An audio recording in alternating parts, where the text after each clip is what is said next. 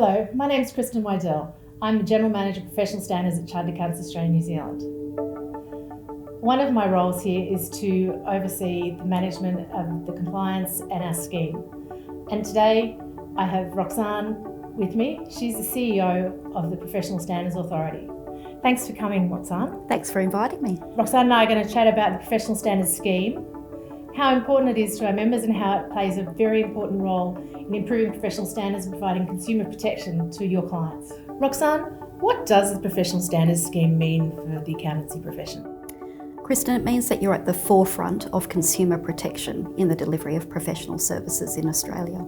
It means that you are operating to high standards and holding your members to account to those high standards, which is to the benefit of every one of their clients. Thank you. That's a great way of putting it. So simple. With that in mind, what do you expect of Chartered Accountants Australia New Zealand members in public practice now that the new scheme has been approved?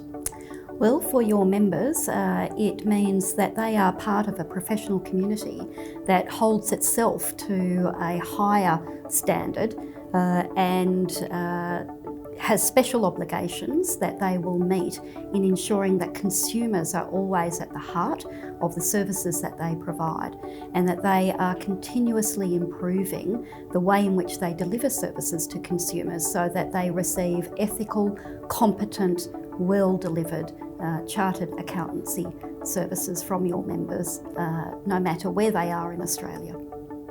It's interesting to hear how aligned the regulators' aims and objectives are with our aims and objectives as members.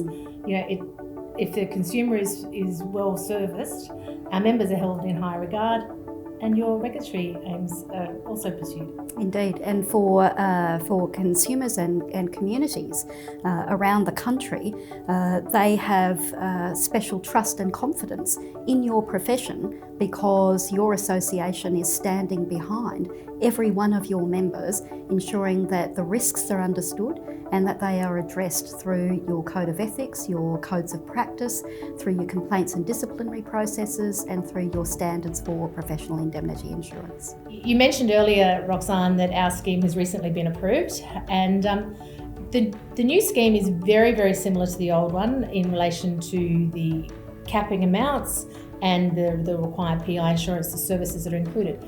There's one very big change that impacts a segment of our profession, and that's members who operate and provide financial services under an AFSL. The inclusion of members that hold an Australian Financial Services Licence and provide financial advice to their clients is the fundamental change to our scheme. Are you able to give me some insights as to how, or the thought process that the Council went through to make that change to our scheme? I can certainly say that it's a positive move for your profession. It recognises that the risks are better understood today and are better managed today through the external regulatory environment, as well as the risk management strategies that the association is implementing.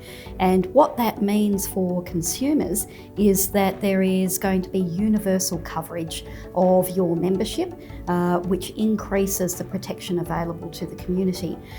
So it's a very positive move in the direction of improved consumer protection by having the new scheme coming into operation later this year. Excellent. As we wrap up now, what's the one thing that you would like our members to take away as we celebrate the approval of our new scheme?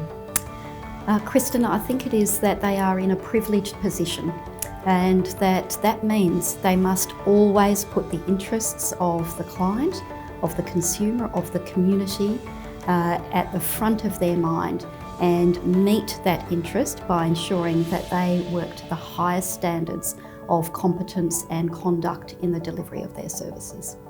It's a great piece of advice. Thank you very much. Thanks for coming and sharing the visions of the Professional Standards Authority and the Council with us today.